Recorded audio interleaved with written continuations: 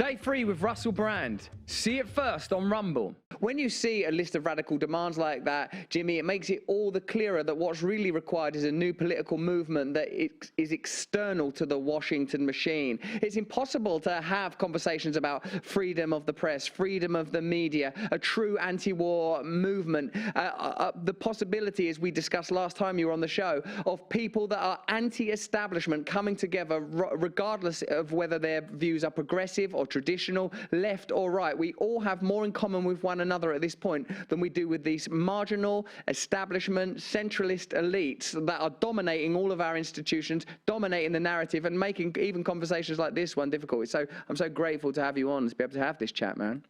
Joe Biden has more in common with Donald Trump and Mitch McConnell than I have in common with him or Hilary Clinton. Hilary Clinton has more in common than Mitch McConnell that she has with me.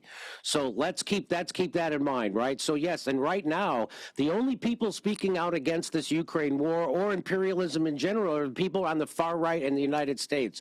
People like Thomas Massey, people like Marjorie Taylor Greene, who was pilloried, but she's right on Ukraine.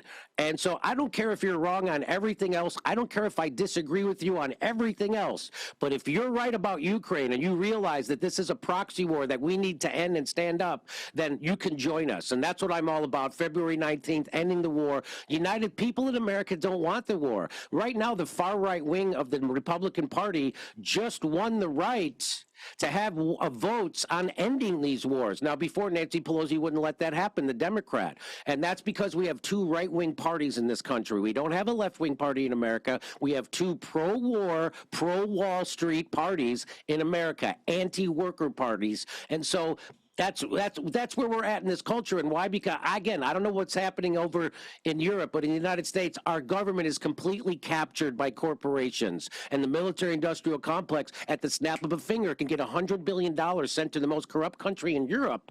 And we don't even know where that money's going. In fact, not only that we don't not know where it's going, but when people want to track the money, people in power in the United States, in our Congress, block that legislation at the behest of the military-industrial complex. So we can't even track where that. So this is 100% corruption. And that's the thing about Americans. They don't realize that. They think their government is regular corrupt. Like, oh, Trump gave his son a job. Biden gave his son a job. That's regular corruption. What they don't realize is that the whole entire war is corrupt. It's all one big grift. What they don't realize is the entire military-industrial complex is a big grift. We spend 10 times more in our military than the rest of the goddamn world combined. We are completely corrupted in America. This is not any. People try to say, oh, we have to vote to save our democracy. We haven't had democracy in the United States for decades, and that is not hyperbole.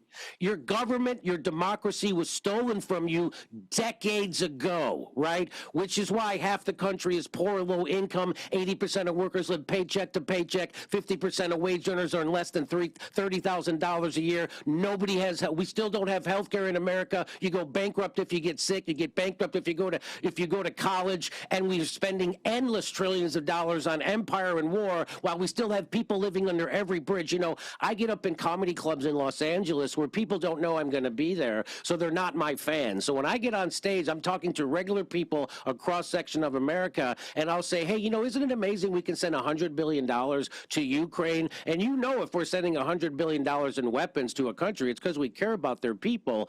Everybody laughs when I say that. And then I say, I don't care if they send $100 billion to Ukraine. I just wish they would send $100 billion to the United States. And the crowds go crazy because they realize we're living in a completely corrupted society. So what we need now is for people to lose all hope in the system. So what the AOC and Bernie Sanders are there to do is to keep you believing that the system is going to somehow serve you. It is not.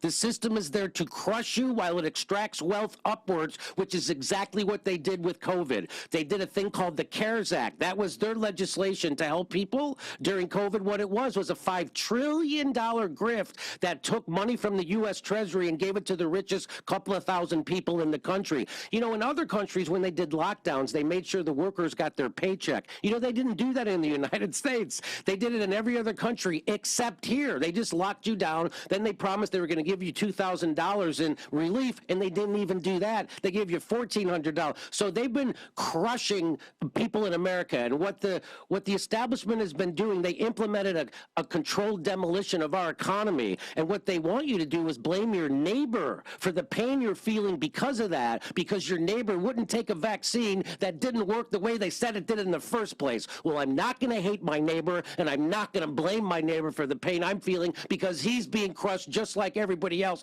by the same oligarchs. I'm going to join with my neighbor, and I'm going to oppose the oligarchy. And that's the thing that scares them the most. When the left and the right realize we have more in common that separates us and we share a common enemy, that's actually how shit gets done. And that's why I'm inviting people from the Republican Party, people from the Democratic Party, from the Green Party. I hope the Green Party can show up and be anti-war. It would be nice to see the Green Party actually be anti-war. So I'm inviting everybody from all, I don't care if you're a socialist, a communist, a libertarian, a right-wing Republican, a left-wing Democrat. I implore you to show up and fight against the hegemony, the imperialism, the war machine that is raping the world and stealing our future. Stay free with Russell Brand. See it first on Rumble.